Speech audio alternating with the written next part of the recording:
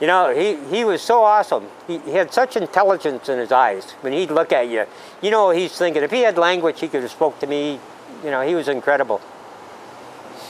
But anyways, that's Merlin the Crow. When I was a young fella, 8 years old, I threw a rock at a crow. It wasn't a very nice thing to do, but I did it. Kids will do this, right? Sorry.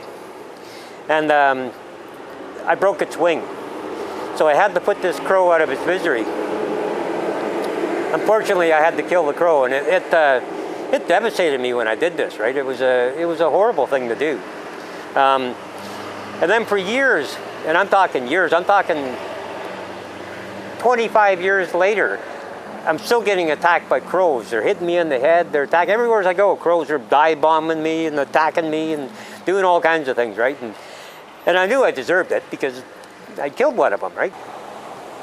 Well, a number of years later, me and the wife, like newly married, we're cleaning up the yard in our house, around our house, and my wife reached down to pick up a piece of pink paper, and as she reached down to pick it up, it rolled over and went ah, and she of course screamed too, and I come running over. Well, what's going on? And here's this baby crow. It doesn't even have feathers on it yet. It's just a pink little crow. Been thrown out of the nest that morning, right? Probably just born that morning. So I pick it up. And I look up, and the nest is 100 feet up in the tree. There's no way of getting it back up into the tree. So I take it into the house, and I go, okay, we're gonna see if we can save this crow, right?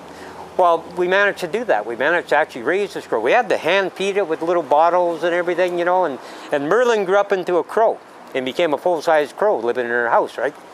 So, anyways, he lived with us for about a year, and then finally one day, we're out in the yard, because he always came out on my shoulder and hung around with me outside, right?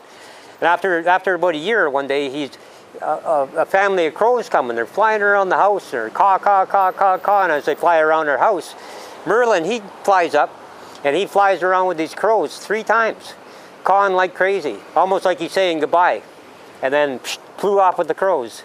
And I haven't seen him since.